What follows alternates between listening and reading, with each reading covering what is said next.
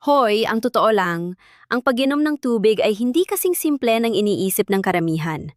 Kung ginagawa mo ito ng mali, siguradong magigising ka sa hating gabi para umihi at sisirain nun ang iyong tulog. Pero paano kung sabihin ko sa'yo na may tamang paraan para uminom ng tubig nang hindi na kailangang bumangon sa gitna ng gabi? Kasi ang sikreto ay hindi sa pagtigil ng pag-inom ng tubig, kundi sa pag-alam kung kailan at paano ito dapat inumin. Ang problema ng pagising sa gabi para umihi ay tinatawag na nocturia, at ito ay isang senyales na may hindi tama sa iyong routine. Hindi ito normal na bahagi ng pagtanda, bagaman mas madalas itong nararanasan ng mga matatanda. Ang totoo, ang karaniwang tao ay kayang matulog ng 6 hanggang 8 oras nang hindi kailangang pumunta sa banyo. Kung ikaw ay madalas gumising para umihi, oras na para baguhin ang iyong mga gawi. At ang pinakamahalagang pagbabago ay ang pag-aaral kung paano kontrolin ang iyong pag-inom ng tubig, lalo na sa mga oras bago matulog. Hindi mo kailangang maging eksperto para maintindihan ito. Kailangan mo lang ng tamang impormasyon at disiplina. Ngayon, ang unang tanong na dapat mong itanong sa sarili mo ay, gaano karaming tubig ang talagang kailangan mo sa isang araw? Kasi ang sagot dyan ang pundasyon ng lahat ng ating tatalakayin. Karamihan sa atin ay iniisip na kailangan nating uminom ng walang basong tubig araw-araw. Pero ang totoo, hindi ito eksaktong sukat para sa lahat. Ang rekomendasyon ng mga eksperto ay nasa 1.5 litro o mga 6 hanggang 8 tasa ng non-irritant fluids kada araw. Ngunit mahalagang maunawaan na ang pangangailangan ng bawat katawan ay iba-iba. Depende sa iyong aktibidad, edad, at maging sa panahon. Ang mahalaga ay hindi ka nauuhaw at ang iyong ihi ay malinaw o light yellow ang kulay. Ngayon, nandito na tayo sa pinakamahalagang bahagi, ang timing ng iyong pag-inom. Kasi hindi sapat na malaman mo ang dami, kailangan mong malaman kung kailan ka huling iinom bago matulog. At dito madalas nagkakamali ang karamihan sa atin. Kaya tayo ay nagigising sa hating gabi. Ang sikreto ay itigil ang pag-inom ng tubig mga 2 hanggang 3 oras bago ang oras ng iyong pagtulog. Ito ang tamang window para makapagproseso ang iyong katawan ng likido at mailabas ito bago ka pa man humiga sa kama. Kung iinom ka ng 1 basong tubig 1 oras lang bago matulog, malaki ang tsansang magigising ka sa kalagitnaan ng gabi. Pero paano kung nauuhaw ka talaga bago matulog? Simple lang ang sagot dyan.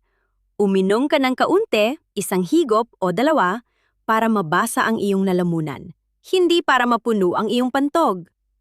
Ang kailangan mo ay sapat na hydration para hindi ka ma-dehydrate. Hindi yung sobra-sobra na ikakaabala ng iyong tulog. Ngayon, may isa pang malaking salarin na kailangan nating pag-usapan. At ito ay ang mga inuming may caffeine at alcohol. Alam mo ba na ang mga ito ay diuretics? Ibig sabihin ay pinapalabas nila ang tubig sa iyong katawan ng mas mabilis?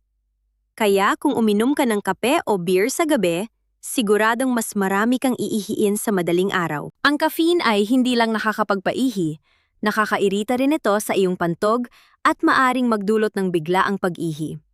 Kaya ang pinakamainam ay iwasan ang mga ito simula pa lang sa hapon at tiyaking ang iyong huling inumin sa gabi ay tubig lamang o di kaya'y caffeine-free tea.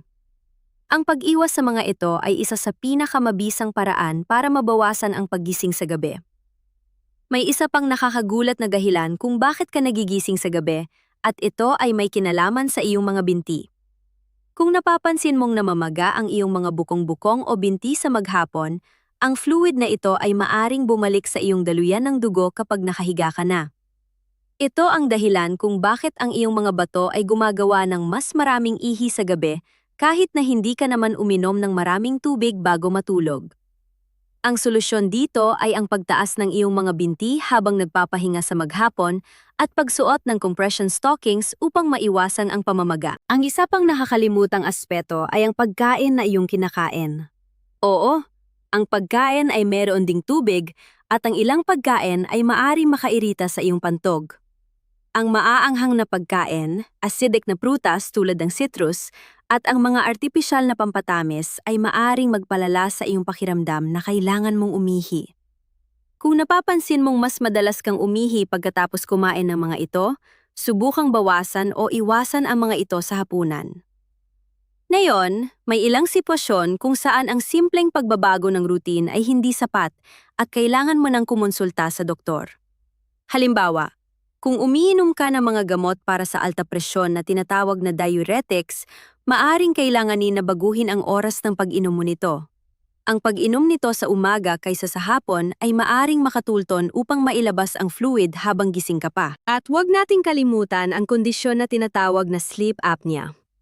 Ang sleep apnea ay nakakagambala sa iyong pagtulog at maaring mag-trigger ng paglabas ng mga hormones na nagpapataas ng produksyon ng ihi sa gabi. Kung mayroon kang sleep apnea at madalas kang gumising para umihi, ang paggamot dito ay maaring maging solusyon sa iyong problema. Sa mga lalaki, lalo na sa mga nasa katanghaliang gulang, ang paglaki ng prostate ay maaring maging sanhi ng madalas na pag-ihi sa gabi. Hindi ito dapat balewalain at maaring mangailangan ng medical na atensyon. Kaya kung ginawa mo na ang lahat ng nabanggit na pagbabago at hindi pa rin gumaganda ang iyong sitwasyon, huwag mag-atubiling magpatingin sa doktor. Mahalaga rin na malaman mo na ang pagkontrol sa iyong pag-inom ng tubig ay hindi nangangahulugan na kailangan mong ma-dehydrate. Ang dehydration ay may sarili ring mga panganib, tulad ng pananakit ng ulo at pagkapagod, na hindi rin makakatulong sa iyong pagtulog. Ang layunin ay maghanap ng tamang balanse na nababagay sa iyong katawan at pamumuhay. Ang isa pang practical na tip ay ang pag-ihi bago matulog, kahit na hindi mo pa masyadong nararamdaman ang pag-ihi. Ito ay isang preventive measure na nagsisiguro na walang laman ang iyong pantog bago ka humiga. At kung magising ka man sa hating gabi para umihi, iwasan ang pagbukas ng maliwanag na ilaw at huwag nang uminom pa ng tubig para hindi na maulit ang cycle. Ang pagiging consistent sa iyong bagong routine ay susi sa tagumpay. Maaring hindi mo makita agad ang resulta sa unang gabi, ngunit sa paglipas ng ilang araw, mapapansin mo ang pagbabago. Tandaan, ang pagtulog ng walang istorbo ay isa sa pinakamahalagang bagay na maaari mong gawin para sa iyong kalusugan.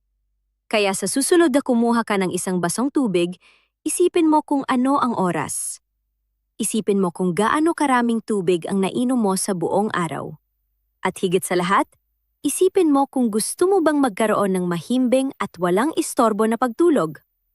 Ang desisyon ay nasa iyo, at ang kaalaman na ibinahagi ko ay ang iyong magiging gabay. Narito na tayo sa pinakamahalagang punto ng lahat, ang pag-unawa sa iyong sariling katawan. Walang dalawang tao na magkapareho. At kung ano ang gumagana para sa iba, ay maaring hindi gumana para sa iyo. Kaya maging matiyaga sa iyong sarili at subukan ang mga diskarteng ito upang mahanap ang perpektong balanse na magbibigay daan sa iyo upang matulog ng mahimbing buong gabi. Kung magigising ka pa rin sa gitna ng gabi, huwag agad mawala ng pag-asa. Balikan ang iyong routine at tingnan kung may mga nabanggit akong bagay na hindi mo pa nasusubukan. Ang pagbabago ay nangangailangan ng oras at pagsisikap, ngunit ang gantimpala ng isang magandang pagtulog ay walang katulad. Ang isang bagay na nais kong bigyang diin ay ang kahalagahan ng pakikipag-usap sa iyong doktor. Ang nokturya ay maaring sintomas ng mas malalim na kondisyon sa kalusugan at ang propesyonal na payo ay mahalaga. Huwag matakot na magtanong at humingi ng tulong dahil ang iyong kalusugan ay ang iyong pinakamahalagang kayamanan. Kaya handa ka na bang simulan ang pagbabagong ito? Handa ka na bang kontrolin ang iyong pag-inom ng tubig at wakasan na ang istorbo sa iyong pagtulog? Tandaan, ang solusyon ay nasa iyong mga kamay at ang unang hakbang ay ang paggawa ng desisyon na kumilos. Naway maging gabay ang mga impormasyong ito upang makamit mo ang tulog na iyong inaasam. Sa huli, ang pag-inom ng tubig ay isang pangunahing pangangailangan. Ngunit ang pag-alam kung paano ito gagawin ng tama ay isang sining na magdadala sa iyo ng mas malusog at mas masayang buhay. At tandaan, ang magandang pagtulog ay hindi isang luho. Ito ay isang pangangailangan na nararapat mong paglaanan ng pansin. Ngayon, kung nakatulong sa iyo ang mga impormasyon nito, siguraduhing mag-iwan ng like at mag-subscribe sa channel para sa marami pang tips sa kalusugan at pamumuhay. Huwag kalimutang ibahagi ito sa iyong mga kaibigan at pamilya na maaaring makaranas din ng parehong problema. Maraming salamat sa pakikinig at magkita-kita tayo sa susunod na video.